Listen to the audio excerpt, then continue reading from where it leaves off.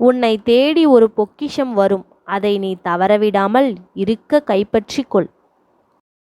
தொலைதூரத்திலிருந்து நீ எதிர்பார்த்த ஒரு நல்ல செய்தி ஒன்று வரப்போகிறது. உனக்கு மகிழ்ச்சி அளிக்கக்கூடிய வகையில் உன் பிள்ளைகளும் நடந்து கொள்வார்கள். உன் இல்லத்தில் எல்லோரும் உன்னிடம் அன்பு செலுத்துவார்கள். நீ தனியாக இருக்கிறேன் என்ற உன் கவலை இனி தீரும். என் பிள்ளையே, வெளியே யாரிடமும் சொல்ல முடியாத ஒரு மனவருத்தம் உனக்குள் இருக்கிறது. வெளியே நீ எவ்வளவு தைரியமாக பேசினாலும் உனக்குள்ளே அந்த வருத்தம் தீராமல் இருக்கிறது. கவலை வேண்டாம். அதனை மாற்றும் சக்தி எனக்குள் இருக்கிறது. சில நிகழ்வுகள் நடக்கிறது. அதிகம் யோசிக்காமல் அந்த விளைவுகளை எதிர்கொள்ளும் தைரியத்தோடு நீ இருக்க வேண்டும். கவலையால் அதை மாற்ற முடியாது. அடுத்தது என்ன செய்ய வேண்டும் என்ற சூழ்நிலையை நீ உருவாக்கு. உன்னை மகிழ்ச்சியாக நான் மாற்றுவேன். முருகன் இருக்க பயமேன்?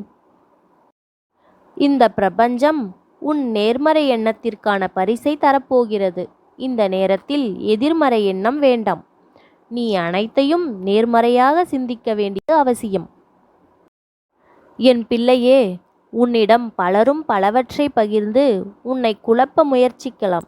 எதையும் கேட்டு குழம்பாமல் மனதை தெளிவாக வைத்து கொள்ள வேண்டியது அவசியம். எதிலும் அதிகமாக ஈடுபடாமல் உனக்கு எது நல்லது என்று புரிந்து செயல்படுவது நல்லது.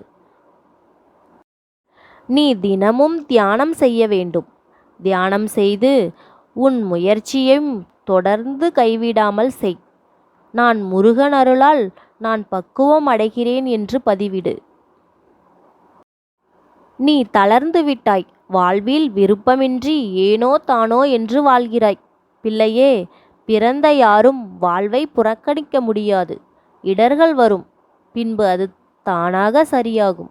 ஆனால் வாழ்க்கை நொடிகள் திரும்ப வராது. உன் இலக்கு தெளிவாகவும் உன் பிரார்த்தனை தெளிவாகவும் வைத்துள்ளாய்.